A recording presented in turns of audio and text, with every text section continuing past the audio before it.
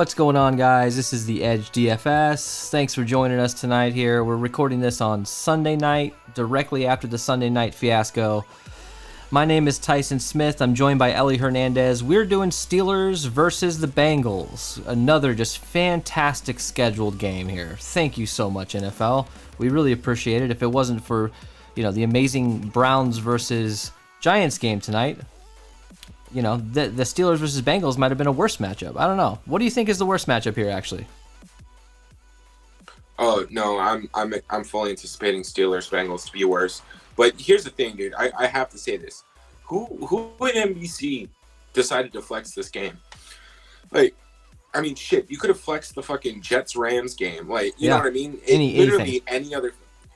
Drew Brees coming back, right, against Pat Mahomes, right? That could have been flexed. Yeah. You flex the fucking Giants and the Browns. Insane. I don't know, man. That was bullshit. What a terrible game. And I think we did an okay job, talking about it. I think we figured, 4-2, don't get more than 2 Giants in your lineups. There's no reason to.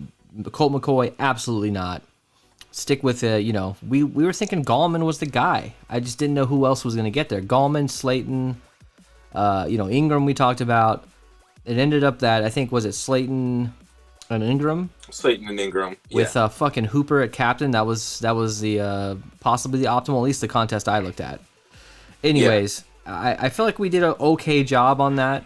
So any of our new viewers, we appreciate you tuning in. We're not, fortune tellers here. We're just trying to figure the best way to win a DFS, and I think we got us in the right direction. We could have got an extra few field goals there from Gano if it wasn't for some of the worst play calling in the history of the fucking NFL. Anyways, and look, I mean, we weren't game script for this, right?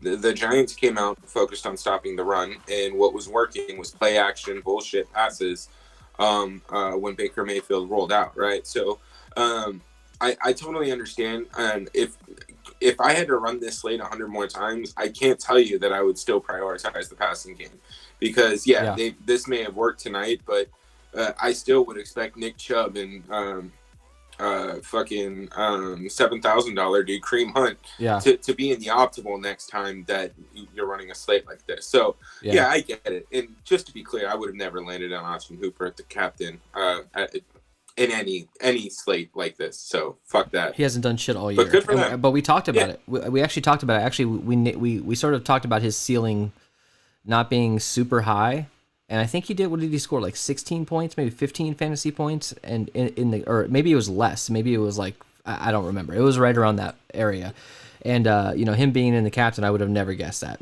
I just would have never guessed it. So if you played him in the captain, that's a fucking good job. We love playing tight ends in the captain, but we didn't think that was going to be the guy. If anything, I thought it was going to be Njoku. All right, well, let's move on. Sometimes you can learn from your mistakes, but sometimes you just got to move on. I think this game, we didn't make too many mistakes. We were pretty dead on with a lot of our choices. It was such a shitty fucking game. You just can't predict when things like that happen. So let's move on to another shitty fucking game, Steelers versus Bengals. You've got the Steelers here. My graphic is off, so forgive me on this one. I didn't change their records. Those are not the right records. So remember that. Pittsburgh, coming off of a few losses in a row, they're trending down, but they're going against a Cincinnati team. Fucking, what's his name? Ryan Finley is the starting quarterback. This is, Pittsburgh is minus 960 favorites, 90% win probability. This, if you're a League of Legends DFS player, you're used to seeing these kind of odds here. But this is professional football on national television, so this is kind of a strange total. And I can't believe that this is actually going to be in prime time. That they didn't figure out a way, like a few weeks ago, figure out a way to switch this out. Like, you got to do that here. You have a total of 40. The Pittsburgh Steelers have an implied total of 27.25. And Cincinnati at around 12 with a 14.5 point spread. So Ellie, talk to me, man. I don't anticipate this video being very long, guys. So, just hang out with us for a couple minutes, because I don't think there's much to talk about. I don't think you have to get too fancy on this slate. If anything, focus on maybe just getting different on Pittsburgh with a weirder captain potentially. So Ellie, talk to me about this total. What jumps out to you besides it being fucking insane? I mean, look, I think it's hard to handicap an NFL team by 14.5 points, but that would really be the only thing that I think I call out here. If anything, this game could easily be 28-3 or some shit like that. I mean, tonight's game was what, 20-3. Granted, it should have been 20-9, but it could have easily been it could have easily been a blowout from the get-go. I just, that some things just didn't necessarily go their way. The Giants defense did play all right, but I don't think Cincinnati has anything really that they can do to keep in this game. So this could easily be a 20-point blowout, and I might look at some of those lines, see what the odds are on a 20-point spread, right? Yeah. Like, I mean, you might be able to make some decent money on something like that. So, yeah, this game should suck. Yeah, it's gonna be terrible. So let's move over to injuries here. You got James Conner is questionable with a quad injury. Only thing really of note here is Joe Mixon is out. He's been out for a while. So James Conner when he has played, he hasn't been very impressive. So I just don't know how much I really care about this. In fact, if he is out, it makes things at least a little bit more interesting, because if he plays, then I'm going to feel obligated to either fade him or embrace him, and whatever I do is going to be the wrong answer. So how do we handle this? Yeah, I don't care. I kind of hope he doesn't play, because then you got $800 Jalen Samuels, who becomes an interesting punt. But if he plays, I think he'll garner some ownership. But it just, from what we've done in our previous shows with Pittsburgh, I think I'm just going to be looking at the passing game anyways. Yeah. They don't run the ball enough, and they throw the ball so damn much that it's just not worth it. And so, look, I don't think I'll touch it. Even if they are winning by 20 points in the third quarter, they're just going to keep passing the ball. We've seen this happen. What is it? Are they just incapable of running the ball? Is their offensive line not good at that? I don't watch them enough to know specifically where the defect is. But remember, they let Le'Veon Bell leave in the prime because they thought James Conner was good enough to fill in that role. Yeah. And he's not doing anything. So I kind of want to find out. Maybe I'll try and watch some film tomorrow, figure out what's going on there. I mean, but the games that we have watched, which has been a lot of them in a row, they just can't get there. I think it's an offensive line thing, it's a scheme thing, whatever it is. Maybe they're just not focused on it in practice. They want Ben to throw the ball 40 times. I don't get it at all, especially in a lot of these games this year where they've been dominating, they've been leading, and they're passing the ball in the beginning of the fourth quarter, up by 21 points, up by 28 points. It doesn't make any sense to me. So I highly anticipate that this is the day that they find their running attack, and I have a zero running game. I highly anticipate that'll be what happens. But we want to keep an eye on ownership here when it comes to the Steelers running backs. I think I'm going to base all my play just on that. If they come in like middle of the road, okay, fine. Maybe I'll be a little bit under the field. If they come in too high owned, then I'll fade them. And if they start to be like, if James Conner comes in at like 20% ownership, well, then I might consider going 40 or 50. We just got to figure out the ownership, and as we get closer to lock, and check on the inactives. But look, this year we obviously know with COVID, any injury can pop up, and by injury I mean positive COVID test. So anybody can be out at the last minute during warmups, the day of. So just keep an eye on that information. Don't rely on the Draftkings app or anything like that to tell you who's in or out. Figure that out on your own. All right, so let's just move on. Let's just get right into this, man. There's no reason to fuck around for that much longer. Break it down. All right, so we got Big Ben here at 11.8K, and you got good old Ryan Finley at 8,000 flat. This dude is like $400, I think, cheaper than Ben DiNucci was. That just tells you what DraftKings thinks about Ryan Finley. And I'm just going to come out and agree with him, because I don't want a single effing lineup with this guy in it. Similar to tonight with Colt McCoy. I have more faith in Colt McCoy than this guy. No offense to you, Ryan Finley, if you're watching, but I don't think you're going to get there tomorrow. Yeah. Yeah, I agree. I don't want to play any Ryan Finley, man. Who the fuck? Like, I don't know, dude. Like, how? Like, I don't want to get into like politics or anything like this, but like, Jesus, dude, Colin Kaepernick has to be better than fucking Ryan Finley. Like, what? I get it that you're probably not going to be able to sign somebody in time and past the new COVID restrictions and all that shit. But for the love of God, fucking, um, it's not going to work. It's not going to work against the Steelers defense. That is just they're good, man. They've struggled, and I think the Steelers they've lost 2 games in a row. This could easily be a trap game if Joe Burrow was playing, for example. But I just Yeah, I wish Joe Burrow was playing because this would be a fucking great game. Oh yeah, it'd be a very interesting game. Everything changed with Joe Burrow.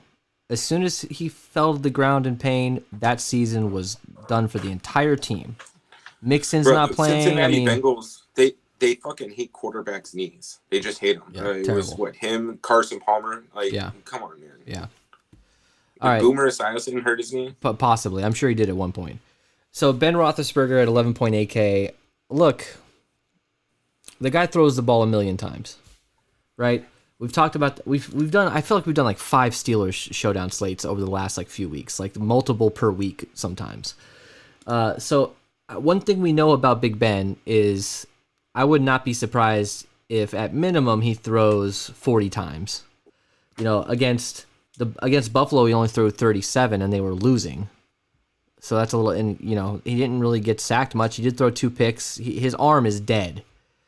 I mean, his arm is just not looking good. Maybe he just had one bad week, possibly, but that interception at the end of the game there, he kind of tossed the ball up and like 10 yards short of where it needed to be.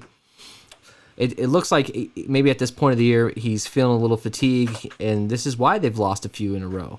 But the bottom line with Big Ben is when he's thrown the ball a lot, I feel like they've had a lot of success in the middle of the year. They continue their win streak with him throwing 40, 46 times, things like that. So to me, the recipe for them to win this game, obviously they're going to win, but I think they're just going to continue to pass because, look, this is the team that got beat by the Washington football team. Now, I'm not saying Bengals are even half as good or even a quarter of as good as the Washington football team. But what you have to think about here is if the Steelers come out flat and just want to run the ball and they don't play aggressive, there's a chance that the Bengals can at least stick around within 10 points. And that's not what you want here if you're the Steelers. So, Ellie, is there a path that Ben Roethlisberger doesn't make the optimal lineup? Like, are they going to just say, fuck it, let's run the ball here? They might try. I don't know if they're going to do it successfully. I don't trust them. They haven't been able to establish the run all year. And, you know, the only thing that they're dealing with right now is really the dropsies. The fucking wide receivers can't hold on to the ball. So that may impact them a little bit. But again, this is a get right game. This is the Steelers. They can reset their entire offense. They can kind of get that chemistry back against a really bad team so that they can have a little bit more positive momentum getting into the rest of their schedule here. They should win out.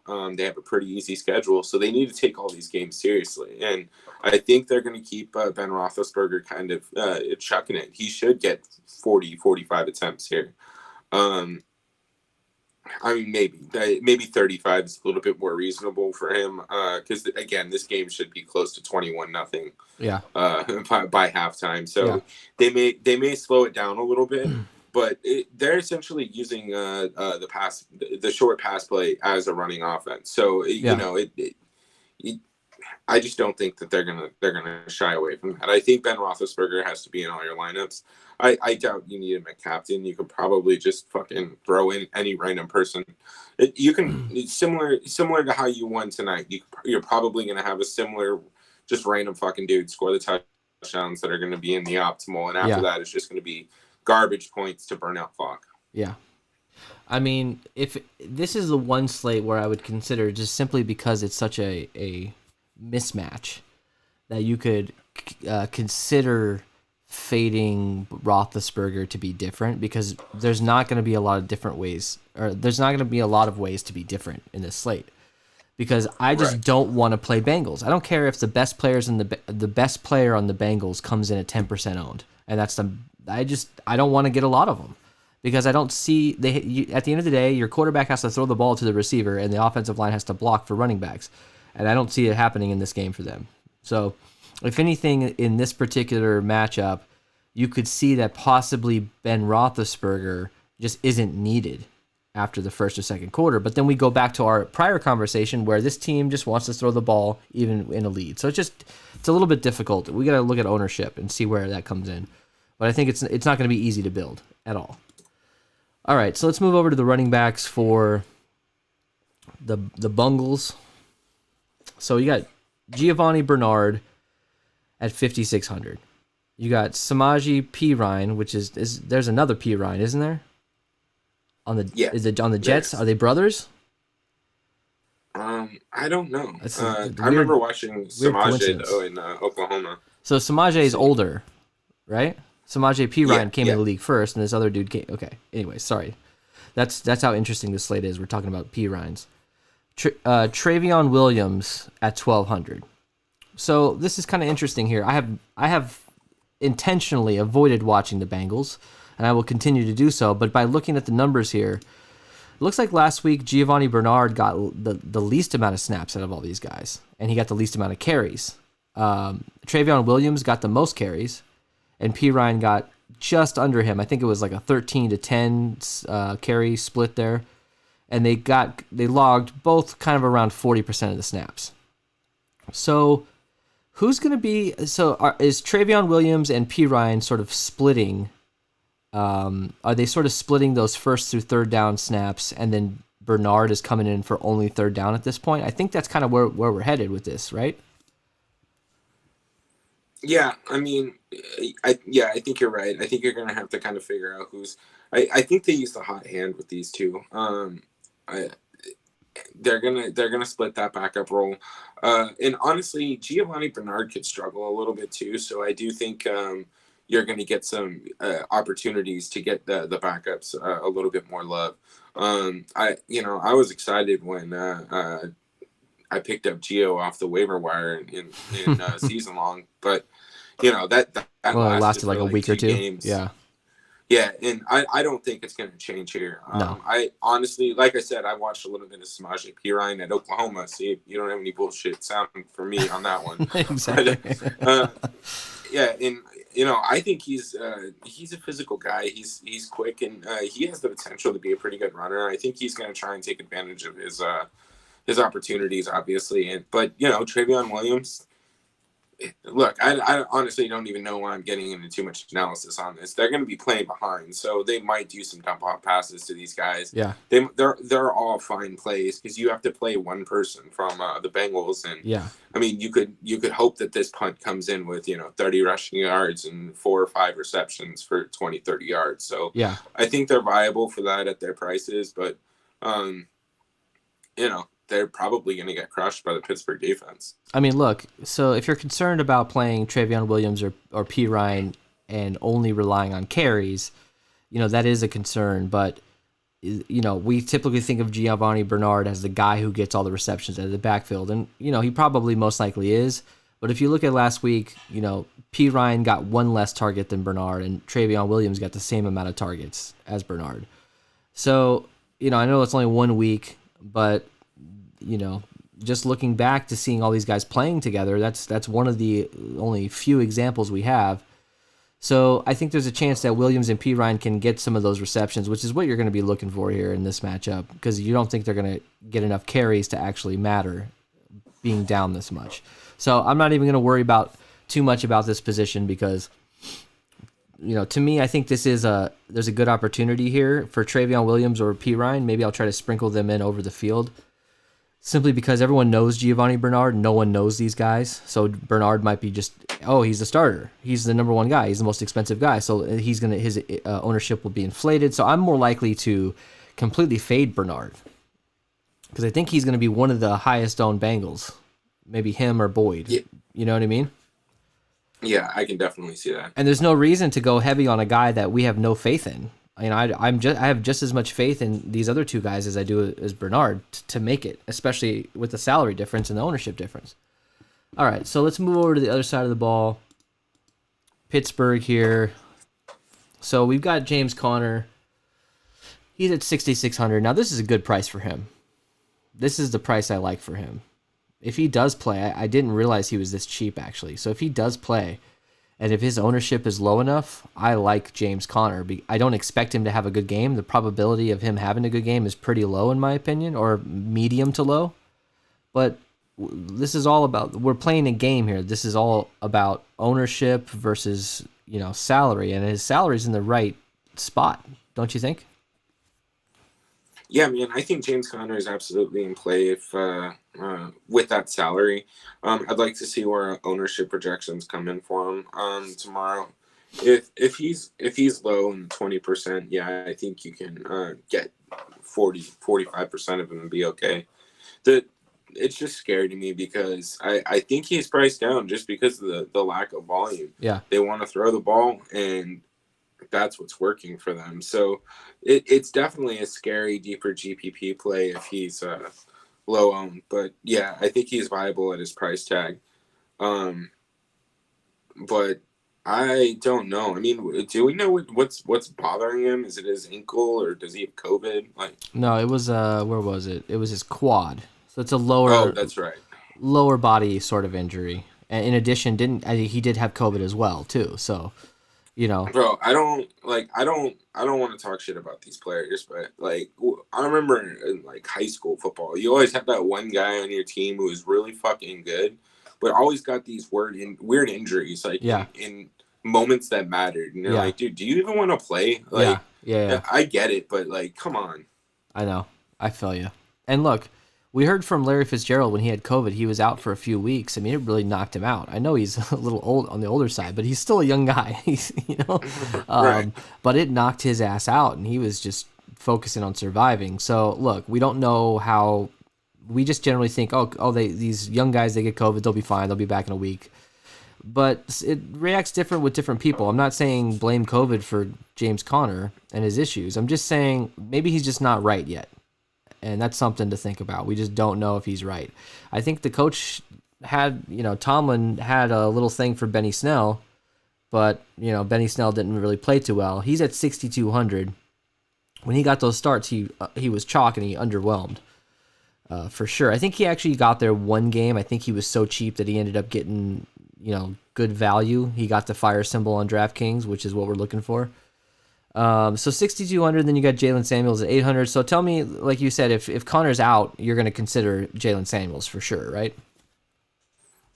Yeah, just over the 46 games that we've watched for the Steelers in the past two and a half days, I think I think they're kind of transitioning off of Benny Snell for whatever reason. It looked like Jalen Samuels was getting some more of not necessarily more volume, but he was making plays with his opportunities to touch it, and that's really what we're looking for on Showdown is these random dart throws who have high value opportunities. And even if they're not in the greatest position, I mean, if I'm going to pay for 6 points, I'd rather it be $800 as opposed to 6,200. So you got Jalen Samuels, who has 4 targets in his last 2 games, only 4 rush attempts in one and then 1 in the other, but 4 receptions is 4 receptions at $800 with 0 yards, right? So again, I don't know. I don't know how I want to fucking play these guys. I don't know if I want any of these running backs. If James Conner is out, yeah, Samuels is a little bit interesting. I don't know if I like Benny Snell at all, unless he's just completely low owned. But it's just too much of a wild card. I don't know if any of these guys are actually going to get volume, or if Ben Roethlisberger is going to throw it 54 times, and that's how they're going to manage the game. So I don't know, man. I don't think you can really get to many of these guys, other than kind of to your point, James Conner at 6,600 being a little bit interesting. But if he's out, Jalen Samuels, sure. So the interesting thing is last week, James Conner did play. Samuels and Snell played as well. If we look at the splits, it was actually Jalen Samuels actually got most of the snaps. He got most of the routes run. Let's see, how many carries did he have? So Conner had 10 carries, and let's see how many Samuel had. Samuel had 4. Okay, so he's not getting the carries, but he is getting the targets, and he's getting more snaps.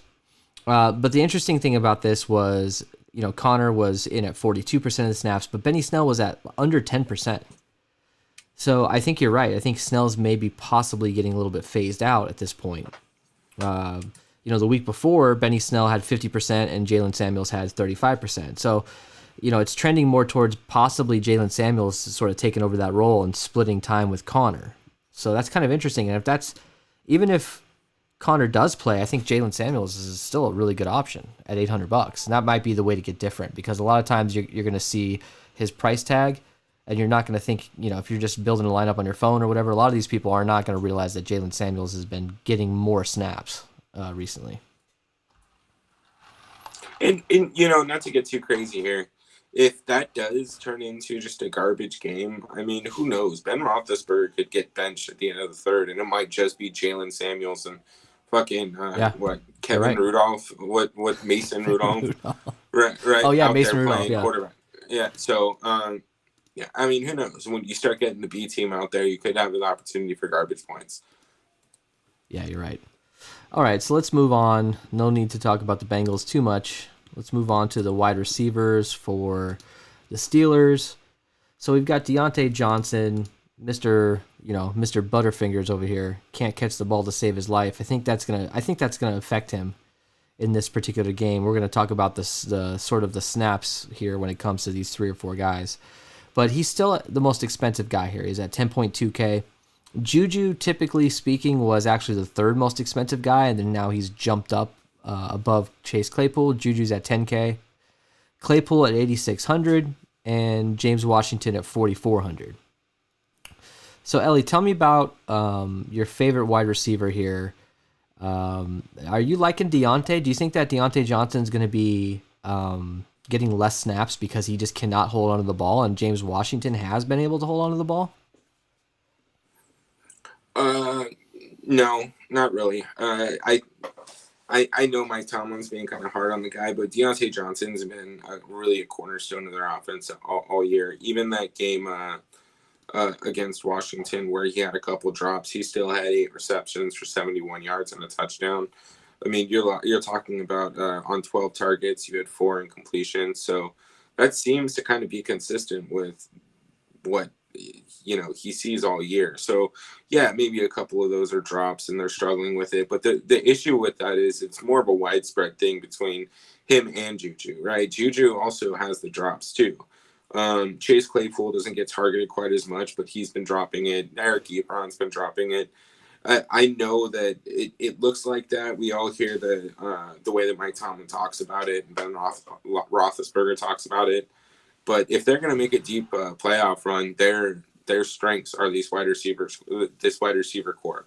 Right? They need to get him back in the game, and they need to get him confident. They need to get him catching balls. If they don't do that, they're not going to win in the playoffs. So I think that Mike Tomlin knows that. He wanted to put a chip on his shoulder, and that's what kind of impacted in the last game. But I think they're going to come out pretty aggressive and trying to get him involved tomorrow night. And I don't know if that, I haven't really listened to anybody else talk about it yet, so I don't know if that's a hot take or not, but I can't see that they're going to continue to curtail him. If he has a shit game tomorrow against Cincinnati, then yeah, maybe, but this is a get right situation for all facets of your offense. If you can't beat down on the just absolutely devastated Bengals as a 10-2 team or whatever they are right now, 11-2, I think. Yeah, 11-2, whatever it is, right? You may not deserve to be one of the top seeds in the AFC playoff. So I think that they're going to get Deontay Johnson involved. But don't get me wrong, I love all 4 of these receivers now. It was the 3 before James Washington came back, but as long as he stays under 5K, I'm going to keep trying to jam him into lineups as much as I can. Yeah, we see it. He has the ability to take the top off of defense. I mean, he only needs a couple catches, and he can absolutely run up the field and score. So I think you honestly can choose just whatever 2-stack variation of these 4 receivers that you want, and you're put in a great position. What was that? You had James Washington up right there? No, that was Juju. Juju. Yeah, I mean, So James Washington in his last two, he had 12 and 16, and then Juju, what was that, 17.5, and then 7, and then another 17.5. I mean, Yeah, 17.5, 9.8, 17.7. He's been coming on lately a lot, even in the target department as well. Yeah, I mean, look at that, 22, 21. Look, Juju's their OG receiver. He has, he is one of their best receivers. Again, him and Deontay Johnson are similar because they both struggle with dropping passes. So I think you're going to really have to choose one. You're going to have to build one of them with one of them as your cornerstone in mind. But you can kind of split it down the middle and go half my lineup's going to be Deontay Johnson and Claypool / Washington. The other half, Juju, Claypool, and Washington. Yeah, that's a good idea, dude. That's a really good idea. I think. Go ahead, bro. No, I was just going to say that's going to be my approach. And when I'm building, that's how I try to force in those stacks that I want. So I make sure I'm not neglecting the coverage that I want. I think that's a really good idea, getting Deontay or Juju and then spreading out amongst, Claypool, Washington from there. I think that's a good idea. I mean, I'm not opposed to getting Deontay Johnson and Juju, but that's a lot of salary. And I'd rather just go with one or the other and then find my second option, with Claypool or Washington. Because look, I think Claypool he's going to be forgotten about here. Everyone's seen James Washington and how well he's done. His snaps are up. Deontay Johnson's snaps are down. Juju is kind of, maybe we think Juju's turning into that number one guy. So I feel like Claypool is just being completely forgotten about by the coach too, because Claypool has just not been getting the opportunity. I don't know if he's in the doghouse. I don't know what his deal is, but he has the upside. He has that, optimal captain upside. And if he's low enough owned, I think he's a great stab at captain, in my opinion. I don't know if I'm going to want a whole bunch of him in the flex, but I might go heavy on him in captain because I think there's a chance he could still go off and be one of the highest scorers in this game at a ridiculously low price and low ownership. James Washington, I like James Washington. I think he's a good captain option in this game because I think we're going to have to be super different with captain this week. I think we're going to have to get weird with it because like I said, I don't want to go to the other side of the ball. I want to get one, maybe two, like a field goal kicker or something, and one player from the Bengals. So you're going to have to get interestingly different here, and I think James Washington may be that guy, depending on his ownership. All right. Anything to add to that? No. All right, so let's go to Cincinnati here. 8,400 for Tyler Boyd. He's clearly their best player. I don't know about his chemistry with Ryan Lindley. Throwback. Ryan Finley. I don't know about the chemistry here, but he's the best guy. But interestingly enough, T. Higgins has been doing pretty good lately. He's projected for almost as much as Tyler Boyd, but he's $1,600 cheaper at 6,800. And then you have AJ Green, the OG, can still catch a touchdown here and there, catch a big ball here and there. He's just not as explosive as he used to be, obviously. He's at 5,400. So how do you handle this? Do we have to? Is this the position we need to prioritize with one player from? Yeah, I mean, if we learn anything from the Giants game tonight, I think when you have a shitty quarterback like this, you just try and get the pass catcher who's going to be able to do all right. Right. I think our one thing was expecting Wayne Gallman to get involved, and this team doesn't have a running game, so they may just have to do these little, And we lost Ellie. This is, it's pretty typical, but give us 1 second here. Let me reconnect with him. And there you are. What's up, bro? You back? Yeah, I'm back. Can you hear me? Yeah, I can hear you. Go ahead, man. About a shitty quarterback. That's the last thing you were talking about, the run game, but they're going to have to focus on the pass game here.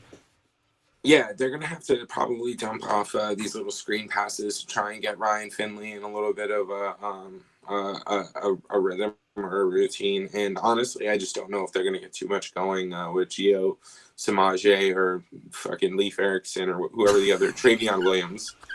That's right. Leif Erickson's their fourth wide receiver, and it's Alex Erickson, by the way, guys. But look, I like Tyler Boyd. Tyler Boyd is a big time wide receiver.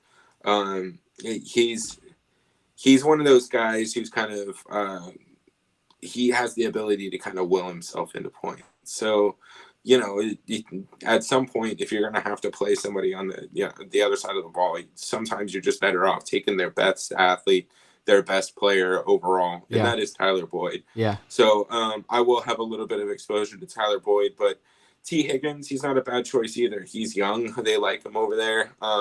But again, I just don't know if Ryan Finley has the chemistry to really get him involved in the game. Yeah. But he's a solid option. And then AJ Green, he's actually been doing okay the past couple of weeks. And the reason I know that is because I took him in my fantasy leagues, right? And he didn't play week 12 and 13, right? So that's why. Oh, maybe he did. He just sucked dick. Okay. So, yeah, I mean, so every once in a while he does okay. But, I mean, look at some of those performances. His range of outcomes is obviously very high. But at 5,400, you may not have another guy put up 18 fantasy points. So, sure. I think you're right. You're only going to want to play one of these guys unless you think Ryan Finley is going to come out like Jalen Hurts did against Arizona. But if you don't think that's going to happen, then you really only want one of these guys, and probably not overexposed either, because there is definitely a scenario that this game is fucking 32-0 and the Bengals do nothing at all. Yeah, I agree. I think you just have to spread yourself out. I'd rather go Tyler Boyd or Higgins, maybe a couple Green. But I just don't think you have to overthink this. I think that Boyd is the number one choice. He will be the highest owned player, I think, on this team. So if you want to get a little different with your one Bengals option, you could go T. Higgins or AJ Green, or you can go with one of the running backs that we talked about who could easily score as many points as these guys. So let's just move over to tight end here for Cincinnati. CJ Hushamanzada, CJ, what's his name? CJ, what's his name, was the guy earlier this year. I had him in the captain in one of these Bengals earlier ones, and I was so close to shipping it, and then until he got injured in the fourth quarter. I guess the point why I bring that up is Drew Sample is really the only option they have at tight end here. Some of these other guys I've never heard of, and they're $200. So, if I watch, what I'm seeing now is Carter and Shrek are getting at least some projection. The other, Clark Harris, is not at all. So this might be a thing where I maybe watch a game or two over the last few weeks from the Bengals and see if any of these dudes at $200 had any opportunity. But besides that, Drew Sample at 4,200, not projected very well. I don't think he's got a lot of opportunity here. How do you handle Drew Sample? I guess you can play him if you want. I won't be. I don't think he's gonna get anything, man. I don't know how you can really play any of these guys. I don't know what else to say, man. I just don't think Drew Sample's in a good spot here. 4,600, you need to play somebody from the Bengals side. At least he might get a couple targets and have the potential for a couple receptions. But again, I think you might be better off going with their kicker. You're going with the kicker instead. Yeah. For sure. Yeah. I mean, look, this team can still get into the red zone. They could still score like 12 points. Or maybe, they accidentally get a touchdown and can score 13 points. I know that, I'm going to bite, I'm going to get my ass kicked if I fucking call this wrong, but I don't think it's crazy to say that this team probably is not going to score more than 10 points. Right? Is that a hot take? Yeah. I don't think so. No, I really don't, man. So figuring out where those 10 points come from, I think probably most likely the kicker is going to have the highest floor on this team. So we'll move on to, obviously, we'll talk about kickers in a minute, but you got Eric Ebron for a tight end for the Steelers. He's at 6,400. And then Vance McDonald has been getting some play lately. He's been on the COVID list for a while, and we've been talking about him every slate, wondering if he's going to come back. He finally did. He's at $1,000 now. So any interest in Ebron and or McDonald here? Yeah, I like Ebron a lot at 6,400. I think he's a safe play for Ben Roethlisberger. If Ben Roethlisberger is nervous about some of the drops, I think he can get involved in the offense pretty well here. and he's getting a lot of volume. I mean, his target count is increasing. So I think he's definitely in play here. I like him a lot, man. I talk about him a lot. He's athletic, he's rangy, he wants to make plays, and uh, I mean, who knows? This could end up being pretty much a contract year for him, right? So he has the potential here to kind of reinvigorate his career, and I don't know, 6,400. I just don't think you can go wrong. Plus, if you have him at captain, you have the ability to play. If you want to go Juju and Deontay Johnson, you're probably safe doing that.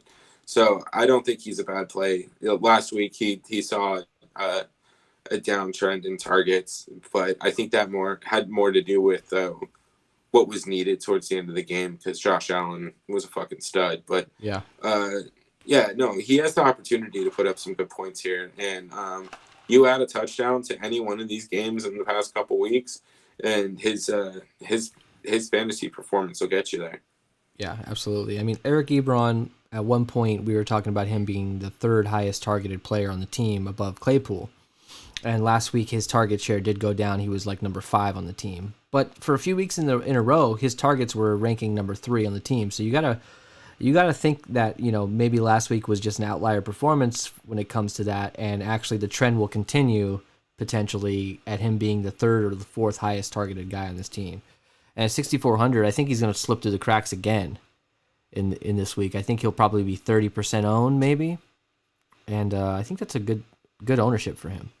Any interest in Vance McDonald at 1,000? He didn't really do much last week, but I saw him on the field a couple times at least. He was targeted twice.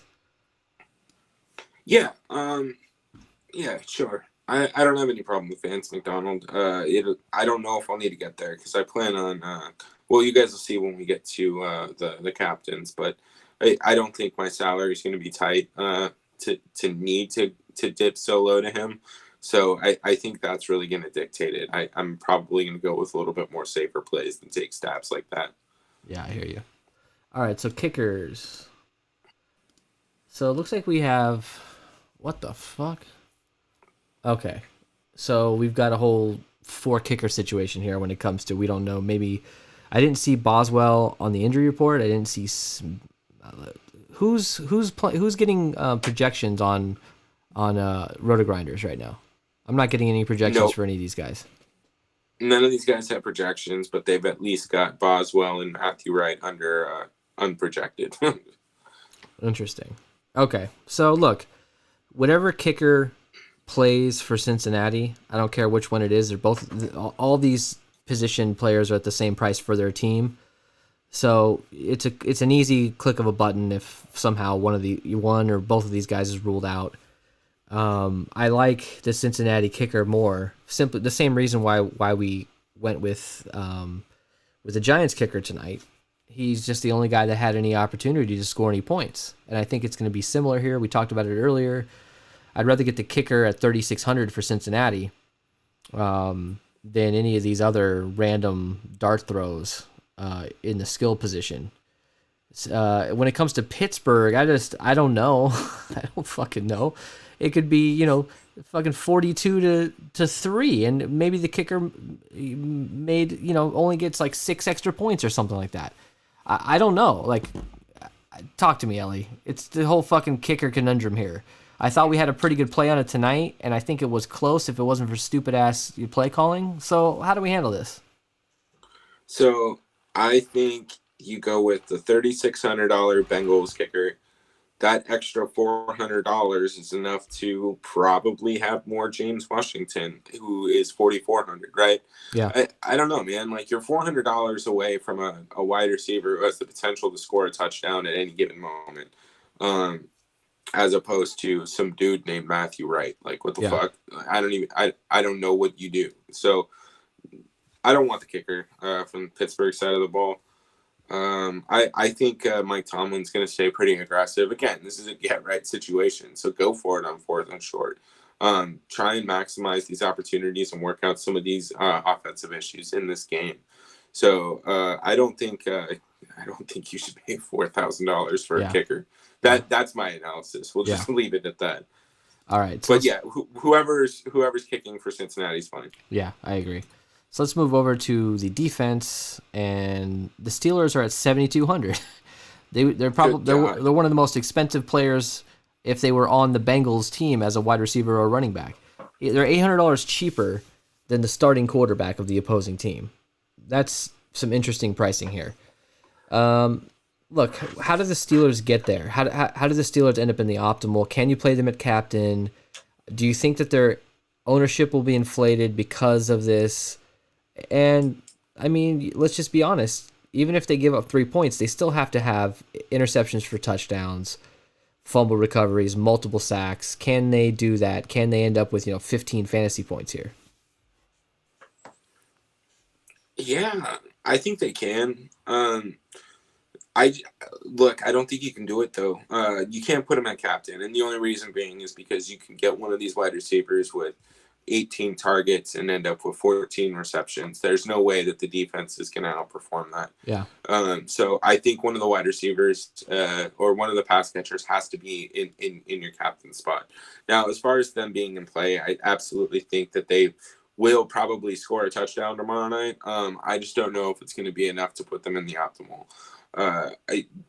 This could be a very, very boring game where Ben Roethlisberger just milks the clock with 10-minute drives throwing the ball 36 times down the field. So I don't know if they're going to have the opportunity to get enough sacks to kind of supplement any defensive or special team scoring that they get.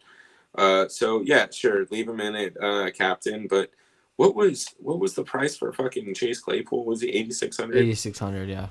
I'd rather go Claypool. Yeah, I'd still try and find a way to pay up for Claypool, and even then you can pay down and get James Washington. Yeah. So again, I don't know if it's necessary. And dude, they're probably going to be fucking chalky. They're probably going to be chalky as hell. What was that game where the defense came in at like 20% in the captain in the Millie Maker contest or something insane like that? It was a few weeks ago. It was one of these weird dumbass slates where they were playing a 4-string quarterback, but it ended up kind of. What was the Jets game? Wasn't it? Like maybe it might have been that one. It was a defense. It was a defense that was super overowned, and I think they ended up getting there. I'm not saying that that's going to happen here, but you need multiple defensive touchdowns or weird plays or 8 sacks, because just just limiting your team to 3 or 10 points is not going to get you there. You're going to have a lot of crazy plays. And you're right. I will say this. Ryan Finley, he's been a backup. He's only had 3 or 4 starts. This dude might want to actually play in the NFL, right? If this could be his opportunity to maybe actually be a backup and not be the 3rd-string quarterback. Mm-hmm. So if he can go out there and they don't have anything to play for, just don't turn the fucking ball over and try and move it up the field and game manage a little bit. So there is a chance that they don't end up with takeaways and things like that in this kind of game. So I don't know, man. I don't think it's necessary. All right, so let's move over to our fade of the night. Who are we going to tell to fuck off this week? What's your name? Tony! Fuck you, Tony! The Bengals. That's our answer here. Get as little of the Bengals as you possibly can. Find the one, maybe if you're feeling crazy, 2 guys from the Bengals in your lineup that can potentially have a ceiling output. Dynamic receivers, a kicker, backup running backs that are low owned. Just feel free to have fun with this. It's not going to be fun, but don't focus in too much on you have to play a certain amount of players from the Bengal or a certain player from the Bengal. Maybe just mix it up as much as you can, because no one knows what's going to happen. Like you said, Ellie, in the 3rd quarter, this could be 35-3, and no one's playing. Yeah, I mean, yeah, dude. If you don't know what to do, just fade the fucking slate. It's not worth burning money on, especially if you're going to max enter and think that you're going to have to submit all chalky lineups and really not make a profit. Don't fucking do it. Run a single entry and be a little bit different that way. Go into a smaller field tournament where a 12% owned player doesn't really kill your chances of getting into the top 100 or something along those lines, right? Or maybe a 20% owned, right? So I think that's what you can kind of do is mess with your contest selection tonight. Maybe try something a little bit different. Maybe run 100-man. You're not going to go win 50 grand, but it might be better than having to rely on Drew Sample, Ryan Finley, and fucking AJ Green stacks. You know what I mean? So this is the slate where you can try and figure some stuff out and not have to get too crazy. Play cash. Just fuck it. Play cash. Yeah. Yeah, this is going to be interesting for sure. All right, so let's talk about our favorite captain choice for this slate. Now, if you want to crown them, then crown their ass. Crown their ass. Ellie, you're going with Eric Ebron. Yeah, I don't think that he's going to have a target reduction again this week. I think what we saw against the Bills and what we saw against Washington, I think that's kind of going to be a wake-up call to get back in this passing offense that they've had for pretty much the entire season. Get the volume to your playmakers, get the ball to Eric Ebron at 7,400 too. If he starts looking at the 11-12 target area, there's a really good chance that you're going to be able to play whoever you want in the flex and really not have to worry about it. And I fully anticipate that he's going to come in under 5% owned in the captain spot. So then you don't have to worry about getting too crazy. And if you think all the wide receivers are going to get there from the Pittsburgh side of the ball, it's going to make it a little bit easier to kind of jam some of those guys in. But it might be a little more logical to go the route you're going. But again, I just think he's a good pivot off of what's going to be pretty significant chalk at the wide receiver position. In those three spots at captain. So this will allow me to play those guys at the flex and be different. Yeah, I totally agree with you. I think getting weird at captain is the way to go this week. Aiming on guys that have those 2 touchdown upside with, the PPR points. For me, James Washington I think he's going to be less than 5% owned, I hope. If he starts to creep up in that 10%, then I still like him because of his salary, because then you can get different there. But to me, James Washington is a guy that he can get there with Ben Roethlisberger in the game, with the first teamers in the game. He could still score a touchdown, 5 receptions, 80 yards, whatever that is. But there's a chance that this game in the fourth quarter we've got Mason Rudolph in, and now James Washington is the number 1 guy. I'm not saying that is a heavy possibility, but I'm just thinking of all these outcomes. And even if that doesn't happen, James Washington is a great choice. I like him at his ownership, his price, and we're going to build a lineup with both of these guys here and see how things kind of feel out. If it's tough to build with the players we like, or if it's a little bit easier. So you want to just get right into that, dude? Let's do it. All right. So we're using lineup HQ here. I'm going to throw in, what do you want to do, Ebron first? Yeah, let's do Ebron. All right, so Eric Ebron. The next question is, Ben or no Ben? Yeah, I think so. I think you're going to need Ben in this build. All right, so then we want to grab another one of these wide receivers, if not 2. So where do you want to go here? We've got 7.1K remaining. Which guy do you want? Deontay, Juju, Claypool, or James? Let's try Juju and James. Okay.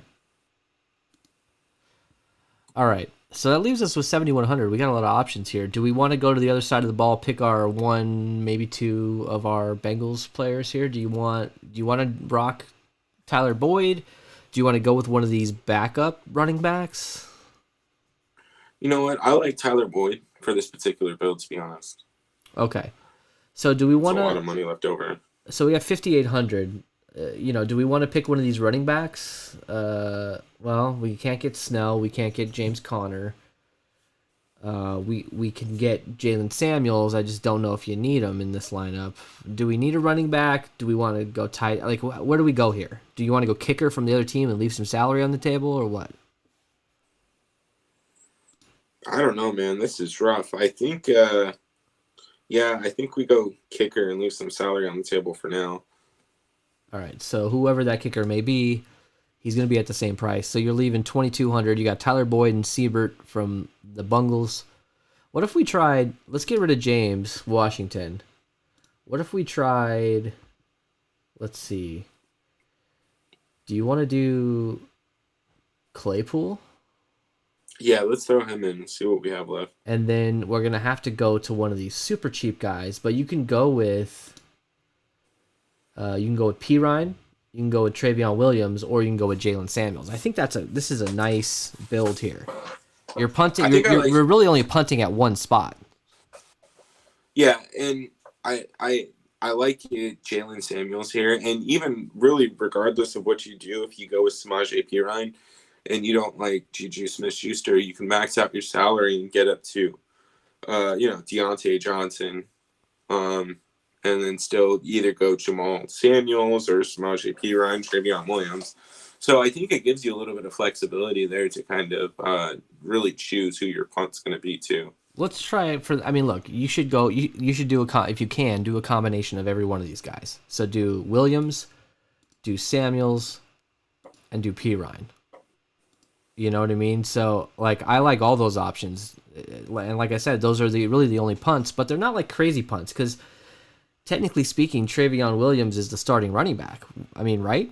Right? I mean, he's the number one guy. He, at least from snap rate. I mean, he might not start the game, but he's going to get the most snaps, potentially.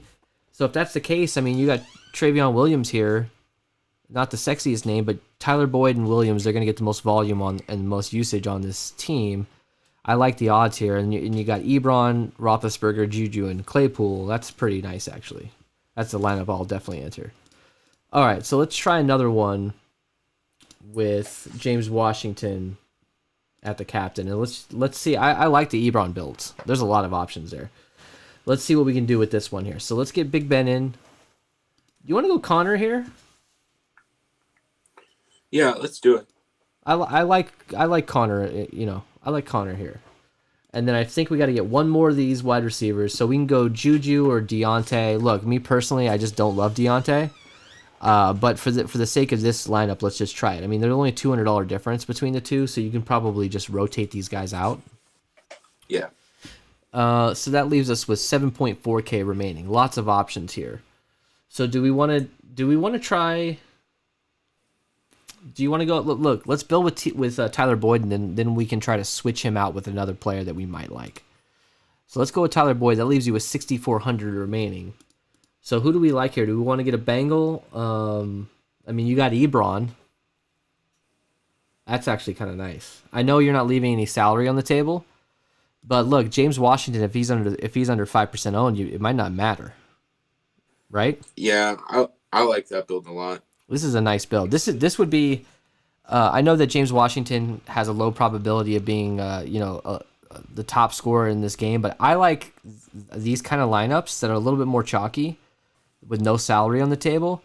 I like these in single entries, where you kind of get different in the captain a little bit, and you just load up on high probability guys in the flex. I like this as a single entry and a large field.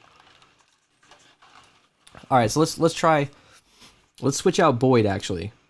And let's go with another player. Do you want to go with T. Higgins here? Yeah, I like it. So let's try T. Higgins. That leaves us with 8K left. So who else can we get? Is there anybody worth? Ryan Finley. Oh God, you know what? You could. So look, I mean, that's not a terrible build, especially simply because James Washington's in the captain. This is ballsy as a motherfucker, but if you don't want to just all out balls out fade Ryan Finley, which I guess I don't suggest doing. I do, but if you feel more comfortable with this isn't a bad cash build, right? 10, 12 projected points at 8K. I mean, look, whatever, man. Look, if Finley hits 12, if Finley hits his median projection, I think that's a ceiling. That's more of a ceiling projection to me. But if he hits 12, 13, I mean, at 8K on a team that's not going to score a lot of points, I kind of like that. I mean, look at T. Higgins. I mean, let's look at the projection for Tyler Boyd. Tyler Tyler Boyd's at 11.59. So Finley's still going to be the highest projected player on this team. So I don't like it, but like I don't hate it in this with the salary constrictions we were dealing with in that last spot. I kind of like it. Yeah, and I think one thing that we did learn building this way was, maybe 4-2 might be the easiest way to build it. Yeah. And maybe shitty as hell, but if 5-1 is going to be all chalk, 4-2, they're going to score 12.5 real life points, then that means somebody's getting the ball up and down the field. So this isn't terrible. And if Ryan Finley throws, for 150 yards and 120 of that's to T. Higgins, then you captured the entire offense here. Look, anything we learned tonight was the Giants scored 3 points, and it was a 4-2 stack that won it. There still was 2 players that got there without even them scoring a touchdown. This is an NFL football team. They're going to pass the ball X amount of times. They're going to run the ball X amount of times in order for them to finish the game. There's going to be some volume. It might not be a good amount, but it's got to go somewhere. So I think 4-2 is totally doable. 5-1 is going to be super popular. So maybe by going 4-2, you can actually be different. Anything else you want to do while we have the lineup builder up? Yeah, I'd like to get the fucking guy who flexed or who got this game scheduled and fight them. I don't get it, man. How hard is it to move the fucking game? How hard is it a week's out? When Burrow gets injured and they look at the fucking schedule, who's saying that this is a good idea? Well, dude, I mean, come on. After like the first 4 weeks of the season, whoever scheduled all the primetime games should have like had an emergency session with the fucking owner saying, "Hey guys, this isn't working. This sucks. Yeah. Your teams suck." Right? Here's the thing: if you didn't have at least 9 wins the season prior, you shouldn't be allowed on primetime. I don't give a shit what that means. Win some fucking games and then go play. Yeah. All right, so let's get your hot take prediction here on this one. 72 to 3. Is this like a Madden game back in 2002 playing your little brother? Like, is this how this game ends? No, I think this is close. I think this is gonna be more like 29 to 12, like just some dumbass score. I think there's gonna be I don't even want to go into bullshit calls here. Maybe get a safety. Watch, the Bengals are gonna get a safety. That's my bull. That'd be hilarious.